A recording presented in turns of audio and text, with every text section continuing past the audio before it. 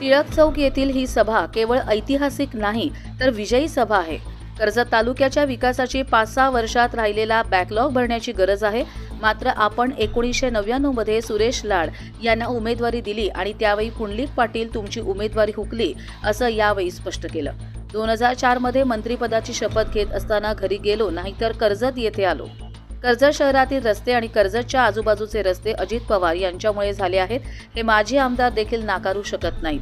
5 वर्ष काम केले, डीएनए काढला तर माझा त्यांना एकच सवाल करतो, त्यांनी डीएनए यांचा लॉंग फॉर्म सांगा असे आवाहन केले। माझ्या 40 वर्षांच्या सार्वजनिक राजकारणात एकही केस नाही, तुमचा 7/12 काढला तर सर्व पिनेल कोड पूर्ण होतील अशी टीका यावेळी केली।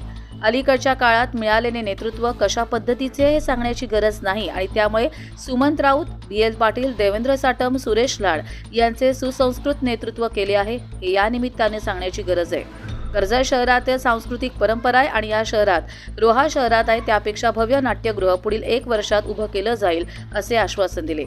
आमच्या श्रीवर्धन रोहामध्ये तेथील नागरिकांना 24 तास पाणी आहे। येथे तुमच्यात दम आहे तर मग तुम्ही 5 वर्षात तुम्ही कर्जत शहराला 24 तास पाणी का देत नाही? राष्ट्रवादी काँग्रेस पक्ष महायुतीचा घटक पक्ष असून मी महायुतीचा धर्म पाळतो आणि त्यामुळे तो पाळत आलो असून तुमचे हे कार्य आधीच कळले असते तर सुधाकर घारे यांना पक्षाचा AB फॉर्म दिला असता आणि दमदार आमदार या मतदारसंघाला मिळाला असता असे यावेळी जाहीर केले। कर्जत येथे उभारण्यात येत असलेले नवीन रेल्वे स्थानकाला हुतात्मा हिराजी पाटील यांचे नाव देण्यासाठी नवी दिल्लीतून होईल असा विश्वास यावेळी व्यक्त केला। तसेच नेरळ माथेरान भागात हुतात्म्यांची स्मारके आहेत पण कर्जत शहरात हुतात्मा भाई कोतवाल आणि हिराजी पाटील यांची भव्य स्मारकं उभारली जाणार असं जाहीर केले। महिला बचत गट भवन येथे वर्षभरात महिला बाल कल्याण विभागाच्या माध्यमातून उभारला जाईल आणि लहान उद्योग त्या बचत गट यांना बँकांच्या माध्यमातून निधी दिला जाईल।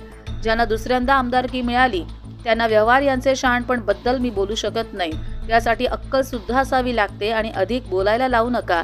मी तर एक डास देखील मारले नाहीत आणि त्यामुळे तुमच्यावर एवढे गुन्हे कशासाठी दाखल झाले याचा अभ्यास करावा असे आवाहन केले।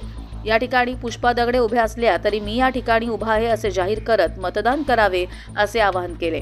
तर आपले जुने मित्र सुरेश लाड यांच्याबद्दल बोलताना परम मित्राला सांगू इच्छितो, तुमचे फोटो कोणत्या आकाराचे आणि तुमच्या नवीन मित्राचे फोटोचा आकार पहा असे आवाहन मतदारांना त्यांनी यावेळी केले। कर्जत लाईव्हसाठी रामदास माळी, कशेळे।